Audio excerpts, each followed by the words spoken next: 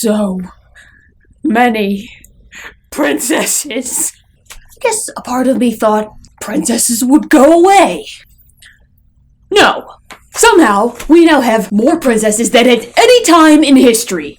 Animated, live-action, feature film, TV series based off feature films, live-action spin-offs of animated films, preschool, 7 to 12, big budget, low budget, 2D, CG, HD, ADHD, all princesses are here. It's all princess all the time, 24/7. There is no such thing as too much princess. But what I'm saying is it's time to start reviewing some princesses.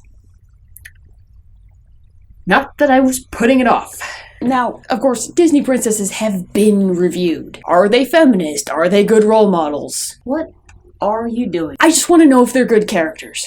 And plus, those three perspectives, weirdly enough, don't always line up with each other. For instance, from a feminist perspective, Ariel was a week-old fish market radioactive dumpster fire. But as a character functioning in a narrative, she could be worse. And so, with the Disney princess bar set at a towering could be worse, let's take a look at the follow-up princess. Let's meet Belle. Although he had everything his heart desired, the prince was spoiled, selfish, and unkind.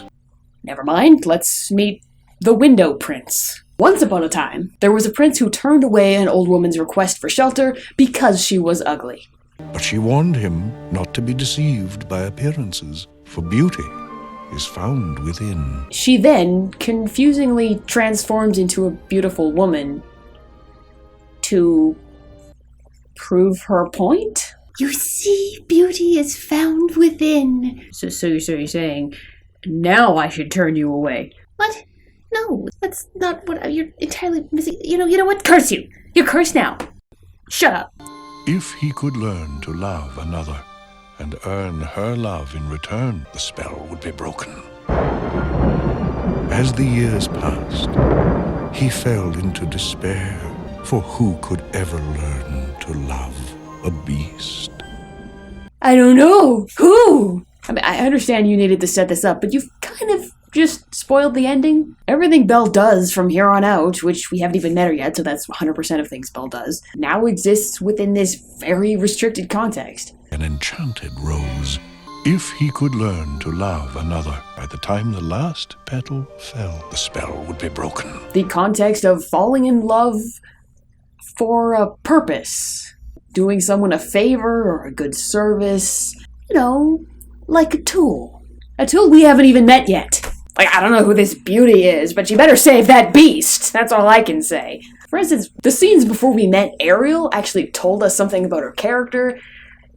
This isn't telling us anything about Belle. You're telling us who Belle is irrelevant, because we've already picked out her destiny and laid it out for her, and I swear to God, if you come downstairs and anything else, you are never leaving this house, Missy! But maybe that's totally unfair. This intro does tell us something about Belle. Kinda. It tells us that whoever she is, she apparently needs to learn the same message as the spoiled, selfish, unkind prince. For who could ever learn to love a beast? Not to be deceived by appearances. Every day, like the one before. I'm sensing a moral dilemma. I'm gonna just ignore that for now.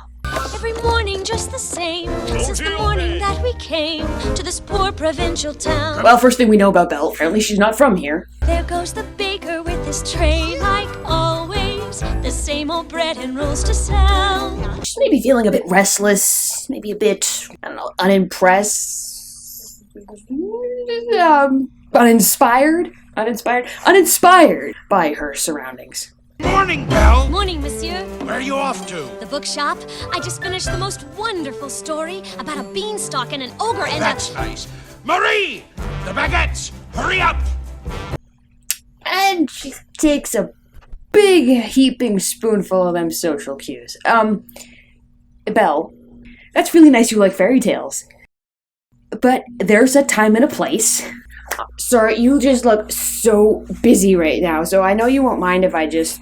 Chapter 1. Then she just shrugs and walks away like you're lost. I guess you'll never appreciate the wonders of life like I do. No, Belle, they're busy! Anyway, so what else we learn about Belle is... girl is strange, no question. Shh. We learned that she's... Yes, and The part of any crowd. Toss our heads upon some cloud. I was gonna...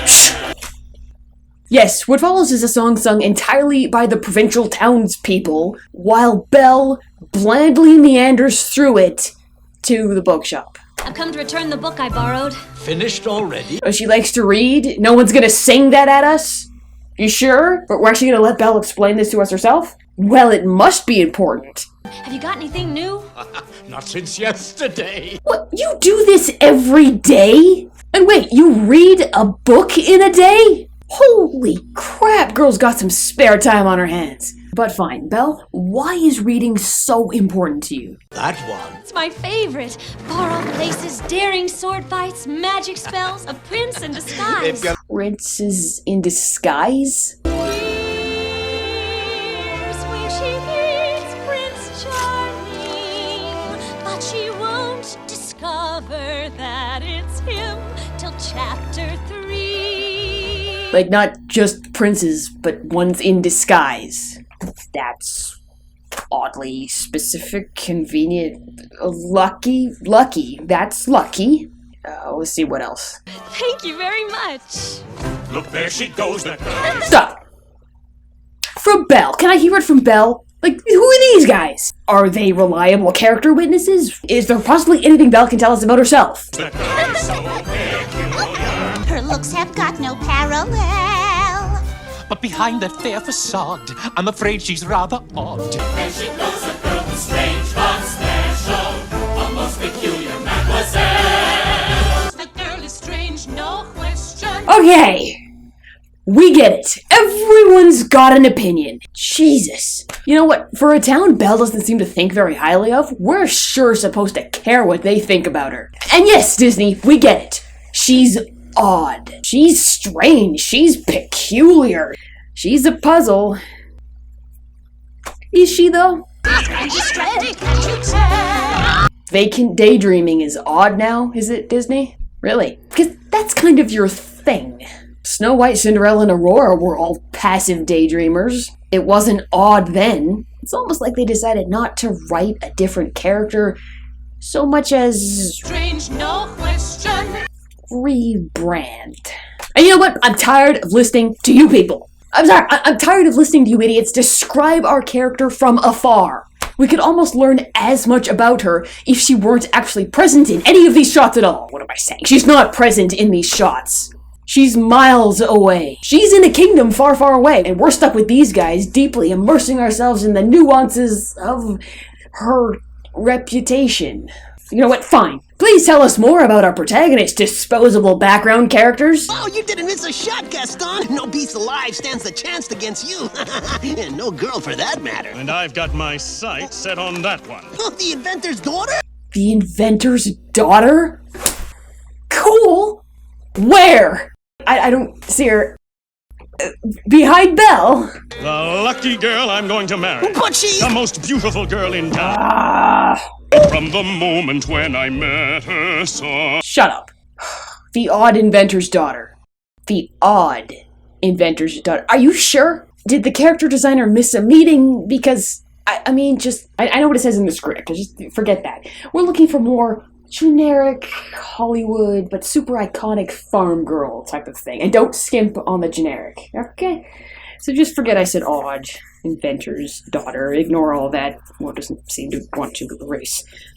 Actually, your whole desk should probably be sterilized. Do you have bleach? Here in town there's only she, who is beautiful as me. Oh, I sense our character's first test! Haha! So I'm making plans to woo and marry Belle. Let's see how Belle treats people based on their appearance. There's no pictures. Well, some people use their imagination.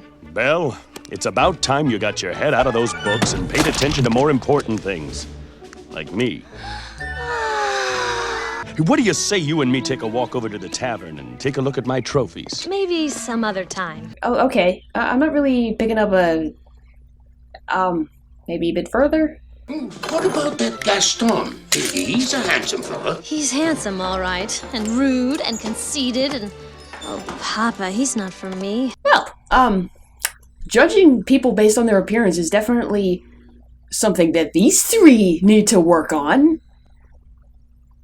Belle seems to have it pretty well figured out. It's not right for a woman to read. Soon she starts getting ideas and thinking. Gaston, you are positively primeval. So... well, that'll save time. But there's still a hope. Maybe that's not what she needs to work on. Maybe she needs to learn to fit in. Or maybe she'll learn to...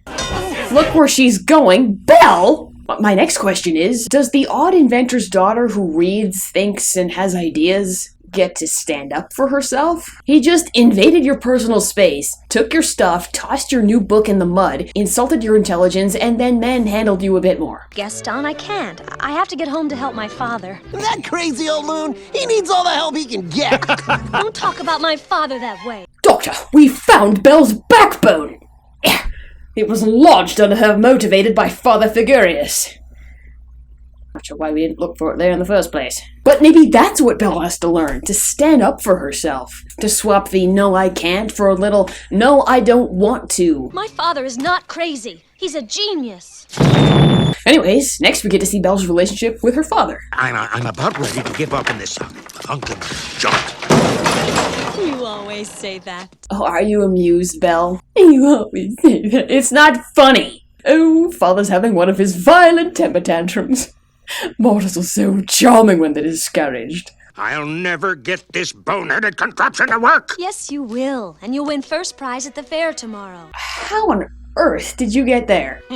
And become a world-famous inventor. Oh my god, the dog ate my homework! I'm gonna fail! No, you're not. You're going to ace the test, win all the trophies, and be the smartest person in the history of the world. Oh well, thank you. Now somehow I feel worse. Belle, there is such a thing as overkill. It's starting to sound a bit patronizing. I mean, there's support, there's idealism, and then there's what alien robots must think encouragement looks like. She's almost trying to hypnotize him. Oh, Father, you are the greatest in the history of the world. You will win all the things, and the world will know your name. And become a world-famous inventor. You really believe that? I always have. Yes, thank you, Belle of human-cyborg relations. Go back to your charging station. Papa, do you think I'm odd? My daughter? Odd? Where would you get an idea like that? You see, it's funny because, of course, this guy's daughter would be odd. Wait, isn't his daughter Belle? And you know what? Odd and peculiar characters don't need a big, over-the-top, Broadway-style musical number in order to point it out. Odd characters usually speak for themselves. Odd? Where would you get an idea like that? No musical number needed. Oh, I don't know. It's just that I'm not sure I fit in here. There's no one I can really talk to. Have you tried evenings and weekends? Or other cyborgs, perhaps? Of course you have nothing in common with anyone. They're busy working for a living while you stroll by without a care in the world. Very different from the rest of us. Slacking off in front of all of us. So what do you do exactly? She doesn't run errands. She's clearly not an inventor. She doesn't even seem to read anything other than children's fairy tales. So she's a full-time consumer of escapist fantasy.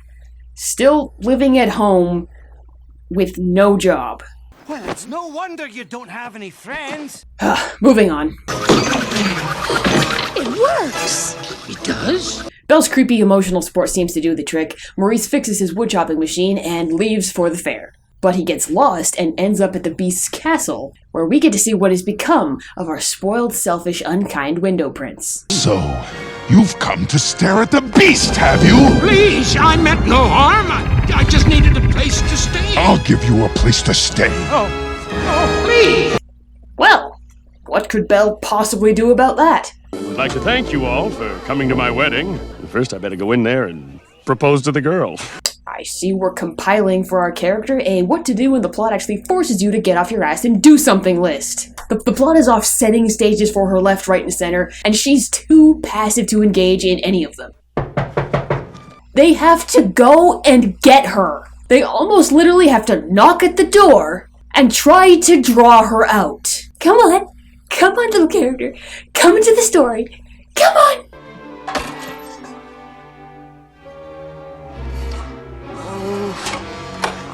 Gaston, what a pleasant surprise. I know I should be concerned.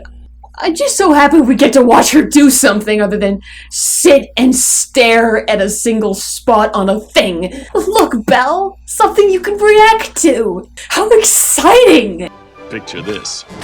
I mean, oh no, Gaston, grr. Honestly, the scenes with Gaston are some of my favorites so far, because we actually get to watch Belle's reactions. It honestly feels like the most we get to actually empathize with her. She's not looking down or gushing with banal sentiments or pleasantries for someone else's sake. This is the closest we get to who Belle really is. Do you know who that little wife will be? Let me think. You, Belle. I'm speechless. Say you'll marry me. I'm very sorry, Gaston, but I just don't deserve you. Whoa! And sure, we'll call that problem solving on the fly. Anyway, Belle, how to use them book smarts. Physics? Is he gone? Can you imagine? He asked me to marry him. I mean, I'd still prefer she not have to be harassed in order to be engaging. That would be good. We'll almost find out more about Belle by what she doesn't want. Madame Gaston, can't you just see it? No, sir, not me. Because what she does want, I don't even think she knows. I want much more than this provincial life. Oh! I stand corrected! She is clearly frolicking in nature now. That is serious stuff. Disney princesses only frolic in nature when they are serious about just how much more they want. It doesn't make it less ambiguous, it just makes it more dramatic. I want adventure in the great white somewhere. What? You know what you want? I want adventure. She knows what she wants. It is an actual, tangible concept with its own word in the English language and everything. Really. In the great white somewhere. Okay, well, the details are still a bit hazy, but I have to say, Belle, that's fantastic. Congratulations on knowing what you want. I want it more than I can tell. That is stupendous. Also, what the hell have you been waiting for? Look, you want adventure? You're halfway there! Run! Keep going! Don't look back! Be free, Belle! Be free! And for once it might be grand to have someone understand. I want so much more than they've got planned. Excuse me, pardon me, what? Then they've got planned? You're telling me there's actually something keeping you from your adventure? Everyone's plans are getting in the way? Who? Whose plans? Gaston's? Whoa! No. And you clearly could not possibly care less about what the town's opinions are. The whole town's talking about it.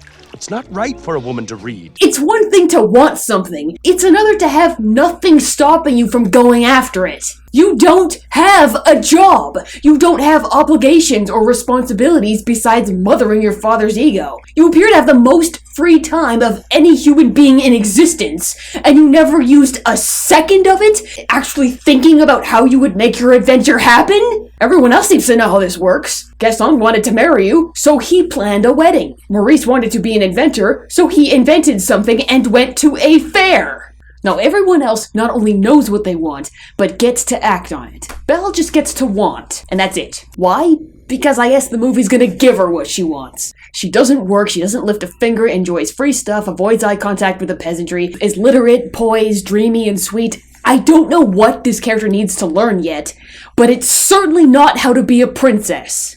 Or how not to judge by appearances, for that matter. She's already, conveniently, perfectly groomed for what the movie already told us she's going to do. I want more than they've got planned. No, you've been designed to want exactly what they've got planned. That's your purpose, to want what's been planned. And you know what, don't even tell me this is about what Belle wants. I want it more than I can tell. This isn't about what Belle wants, this is about us hoping what Belle gets is close enough to what she wants. How inspiring. We can't give the illusion that Belle's dreams are something she has any control over. There's nothing idealistic, romantic, or inspiring about a woman controlling her destiny. Soon she starts getting ideas and thinking. Speaking of which, I think it is that time. I want so much more than they've got planned. You hear that? Oh, it is! The plot has found you! Thank God. Look, Belle, your agency has arrived with a pre-arranged destination already picked out for you. Where's Papa? Where is he, Philippe? I'm not supposed to say. Plot said it would hurt my family if I told you. Also, I'm a horse. Now, entering the Beast Castle, Belle is understandably feeling...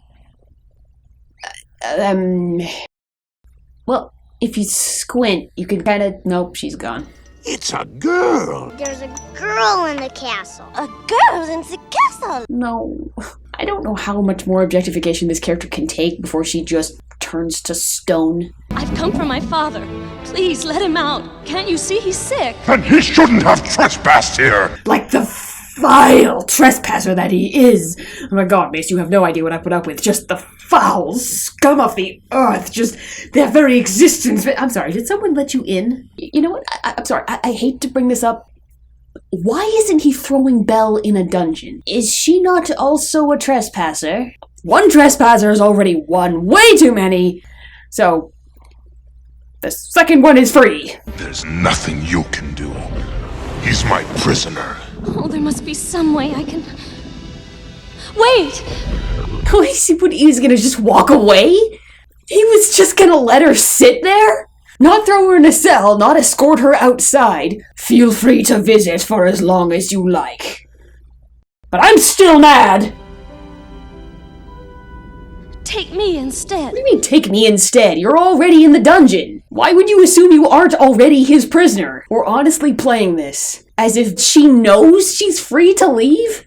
You would take his place? What place? He has a place? What, did you have a lifelong dream of someday only having one prisoner? Take two, they're small. Belle, no! You don't know what you're doing! Yeah, no shit. No one here knows what they're doing.